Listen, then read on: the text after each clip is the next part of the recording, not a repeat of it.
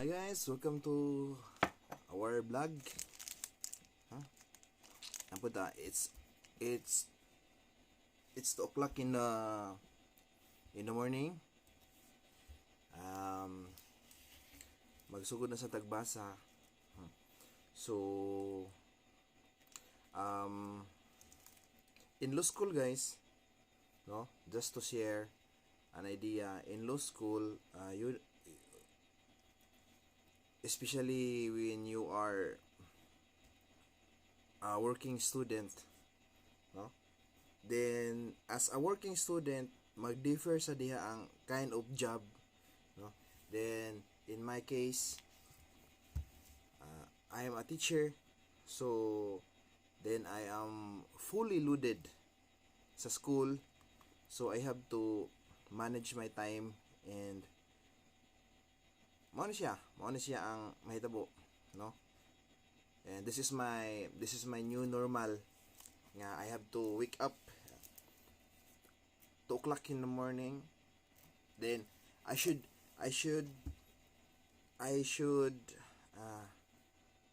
sleep na, no? I should sleep na mga 8 o'clock at night, no? Every night, so that I can wake up at 2 o'clock in the morning, so I can start reading, no? Kay kung akong nabantayan guys, no, nanay murag akong nanay pattern ng akong lawas sa law school. So kung kanang magbasa pa ko anang mga alas 9 hangtod alas 10 sa gabi, dili na ako na siya ma-absorb ang akong gibasa. So that's why matulog ko, then mo mata na pod ko alas 2 kadlawon. Mao na siya ani nga padayon tagbasa karon 2 o'clock. Okay, so atong basahon ron guys kay still we are in article 7, no? Executive department. Okay, kaya humana man ta sa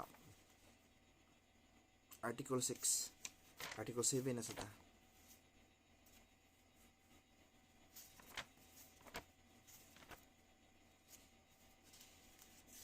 Okay,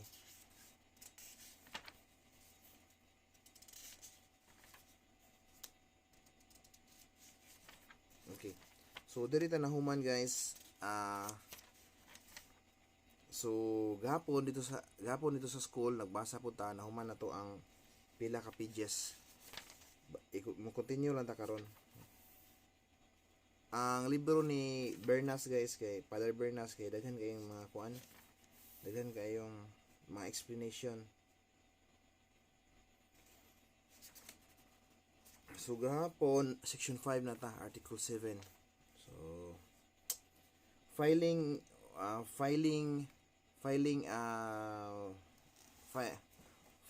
a vacancy, filing of a vacancy in the presidency.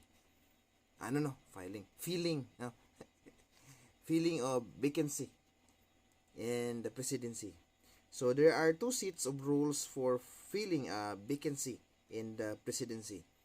One set of rules, section 7, applies when the vacancy occurs at the start of the term. Another set, section 8, applies when a vacancy occurs in the midterm. So kung for example mamatay ang presidente pag start sa iyang term, no, o in the middle of the term mamatay siya or ma-disable, as already adverted to earlier, a president has no right to hold over when the designated date for the end of his term comes at noon of the 13th of June 6. When the designated date for the end of his term comes at noon of the 13th of June 6, 6 years following his election, he must leave office and the president-elect assumes office. Should it happen that on the appointed hour and day there is no president-elect. So, ano yung pasabot? June 30. There is no president-elect either because the president-elect died or failed to qualify na ay qualification issues or because no winner has been proclaimed. So, during this time kay the Congress still canvassing the election returns for president in Congress. Because no winner has been proclaimed, then Section 7 becomes operative. So Section 7 become operatives. So Section 7. So what is Section 7?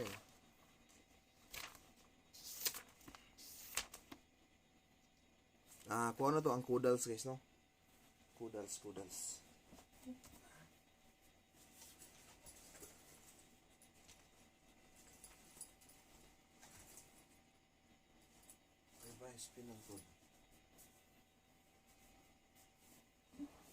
Okay, so wala ang kudals kay ito sa sakinan. Wala ang kudal. So section 7, so ito sa section 7 guys. So the section 7 ko no will apply. So when either because should it happen that on the appointed hour and day there is no president-elect, either because the president-elect died or failed to qualify or because no winner has been proclaimed, then Section 7 becomes operative. So what is Section 7? Section 7 becomes operative.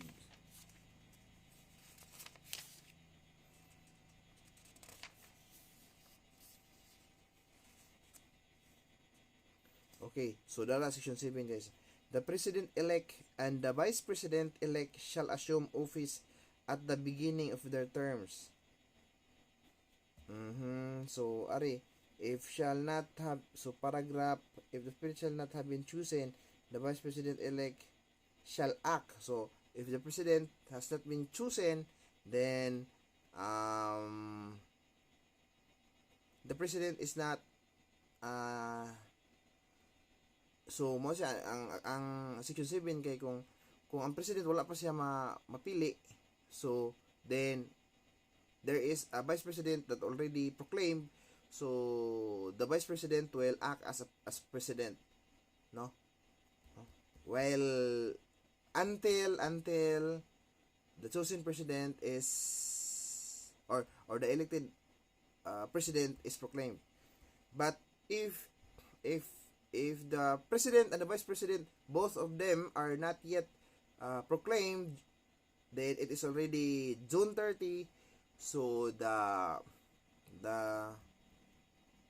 it is the Senate president will act as a president. In the absence or in the inability of the Senate president, so it is the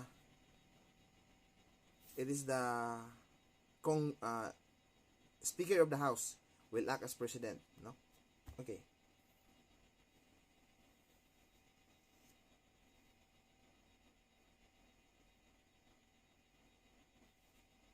Okay, so mana siya. Correct me if I'm wrong. Okay, let's continue. The vacancy can also occur during, so the vacancy can also occur when an incumbent president dies, okay, is permanently disabled, is removed from office, or resigns, no? Dies, disabled, removed from office, and resigns. In such eventuality, Section 8 applies. So what is Section 8? In case of death, permanent disability, removal. Okay, so Section 8. So Section 8 katong Senate President mo act as Section 8 to siya mo act as a president or the Speaker of the House will act as president. The causes of vacancy enumerated in Section 8 are death, permanent disability, removal from office, or resignation. So there is a the causes of vacancy is death, upat ka buok, no? Death, death, permanent disability, removal from office, and resignation.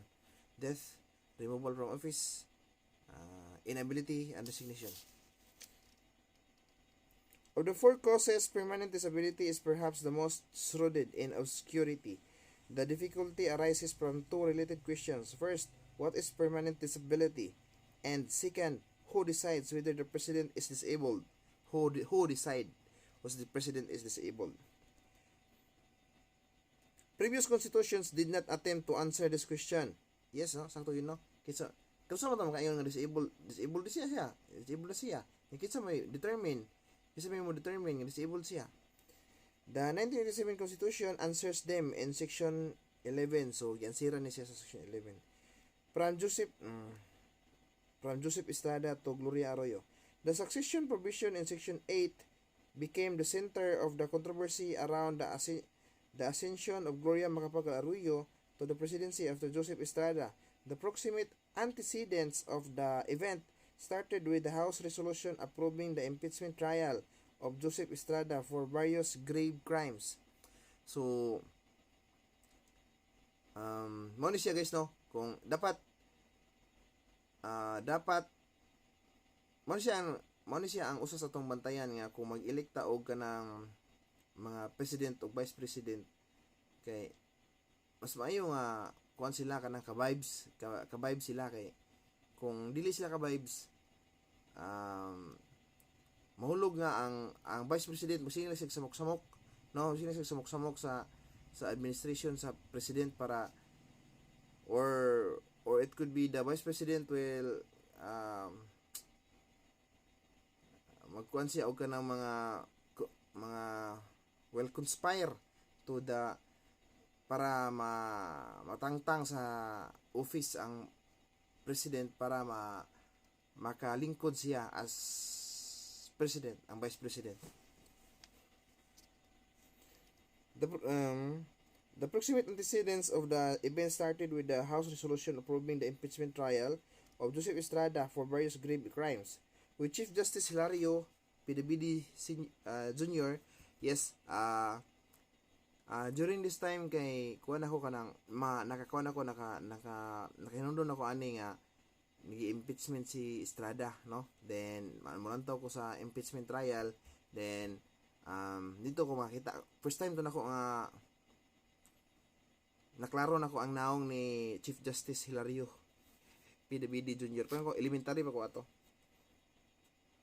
So presiding the impeachment trial proceeded until presiding the impeachment trial proceeded until on January 16, 2001.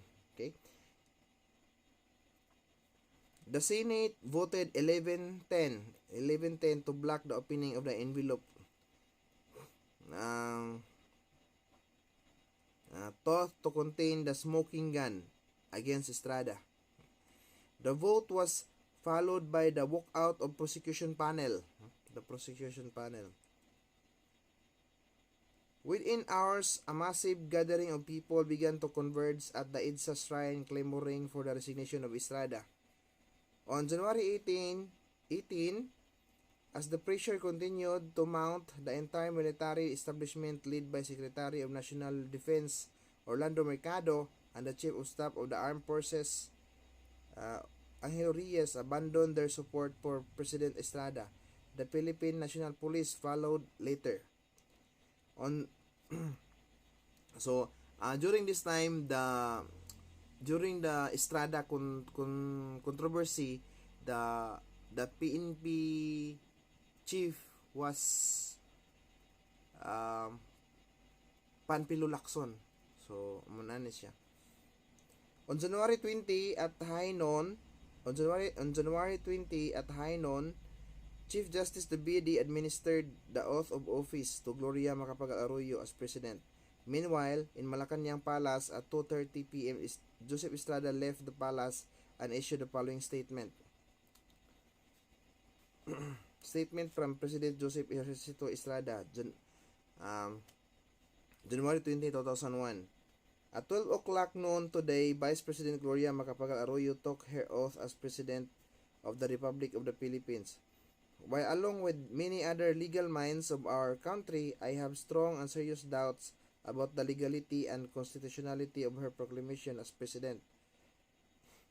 I do not wish to be a factor that will prevent the restoration of unity and order in our civil society. It is It is for this reason that I now leave Malacanang Palace, the seat of presidency of this country, for the sake of peace and in order to begin the healing process of our nation. I leave the palace of our people with gratitude for the opportunities given to me for service of our people. I will not shirk from any future challenges that may come ahead in the same service of our country. I call on I call on all my supporters and followers to join me in the promotion of constructive national spirit of reconciliation and solidarity. May the Almighty bless our country and beloved people. Mabuhay, Joseph Ejercito Estrada. So, mo ni siya ang basigi actually no this is the basis, this is one of the basis why the Supreme Court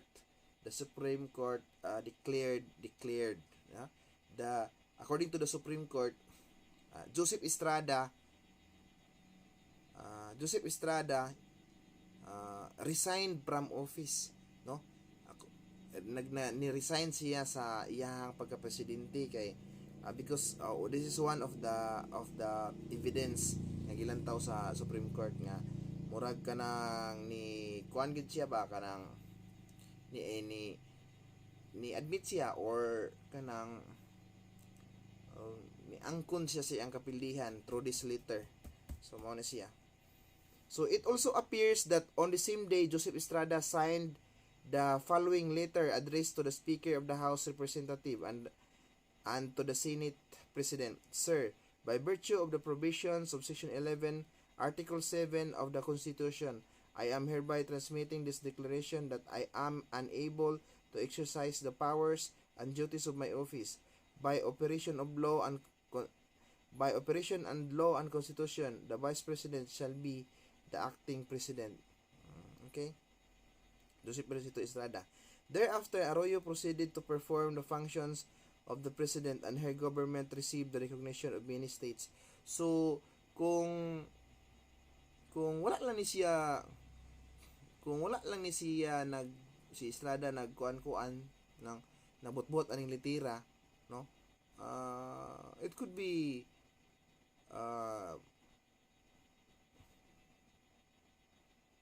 ma-question gitong kuan katong ang legitimacy sa presidency ni President Arroyo.